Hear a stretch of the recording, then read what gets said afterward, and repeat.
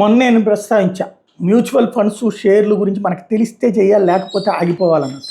But తెలియకుండా చేస్తే ఏమవుతుందో ఇక్కడ సజీవమైనటువంటి సాక్ష్యం. షేర్స్లో పెట్టుబడి పెడితే అధిక ప్రయోజనాలు ఉంటాయని నమ్మించి నెల్లూరులో వ్యక్తి నుంచి సైబర్ నేరగాళ్లు 30 లక్షల రూపాయలు దోచేశారు. మోసపోయాన్ని గ్రహించిన బాధిత చిన్నబజార్ పోలీసుని ఆశ్రయించాడు.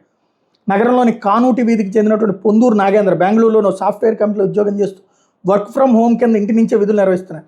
ఈ క్రమంలో మార్చి 12 ఇన్స్టాగ్రామ్లో గుర్తెలిన వ్యక్తి నుంచి ఒక మెసేజ్ వచ్చింది.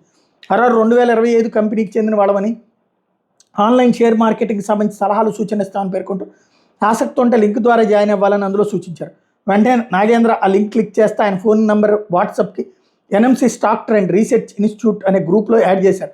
ఆ గ్రూప్కి రితు పహోరా అనే మహిళ అడ్మిన్గా ఉంటూ చాటింగ్ చేసేవాడు.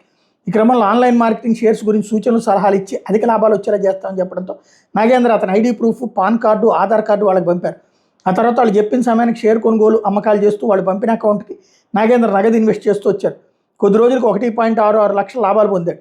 అప్పుడు నాగేంద్ర ఖాతాల నుంచే కాక తన తండ్రి నాగరాజు అకౌంట్ నుంచి పలు దఫాలుగా మార్చి 26 నుంచి ఏప్రిల్ 4వ తేదీ వరకు 30,62,408 లక్ష రూపాయలు డిపాజిట్ చేశారు.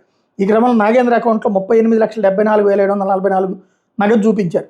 ఈ నగదును విత్డ్రా చేసుకునేందుకు ప్రయత్నిస్తే కాకపోవడంతో వాళ్ళు ఇచ్చిన కస్టమర్ కేర్ నెంబర్లకు ఫోన్ చేసి విత్డ్రా పెండింగ్ విషయం మీద నాగేంద్ర చాట్ చేస్తే 12,17,463 డిపాజిట్ చేస్తే మొత్తం నగదు క్రెడిట్ అవుతుందని చెప్పారు. దీంతో నాగేంద్ర ఈ నెల 8న ఎన్సీఆర్సీ పోర్టల్లోనూ శనివారం చిన్నబజార్ పోలీసులకి ఫిర్యాదు చేశారు.